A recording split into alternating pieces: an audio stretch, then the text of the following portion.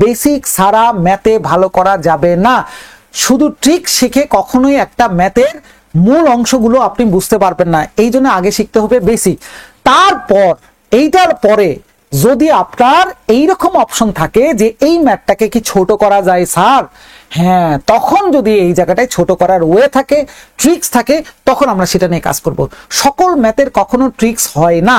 যে ম্যাথের ট্রিক্স হয় সেটা আমরা বেসিক দেখার পরেই শিখবো। এটা হচ্ছে মূল ফাংশনটা। আমরা ক্লাসগুলো আগাবো এইভাবে যে আগে বেসিকটা, তারপরে বেসিকের প্যারালাল কোনো কিছু আছে কিনা সেটা বলেন। আগেই শুধু ওই শর্টকাট, আগেই ট্রিক্স, এটা না ভাই, আমার আগে বেসিকটা লাগবে। কেন বেসিকটা লাগবে ভাই? কারণ আপনার পরীক্ষাতে পাশ করতে গেলে শুধু তো এমসিকিউ পরীক্ষাতে পাশ করলে হবে না।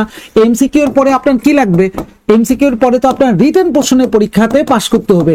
এই রিটেনের যে ম্যাথগুলো কভার করতে হয়, এই ম্যাথগুলো ওই শর্টকাট প্রসেস আমরা যেটাকে বলে অভ্যস্ত সেটাতে হয় না। রিটেন অবশ্যই আপনাকে করতে হবে বেসিকটা দিয়ে।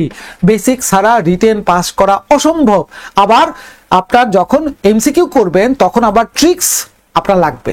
তার মানে আমাকে ট্রিক্সও অ্যাপ্লাই করতে হবে, আমাকে বেসিকটাও অ্যাপ্লাই করতে হবে। দুটাই আমার জানতে হবে। কোন জায়গাটায় কোনটা সেটাই আমরা স্টেপ বাই স্টেপ নিয়ে যাব।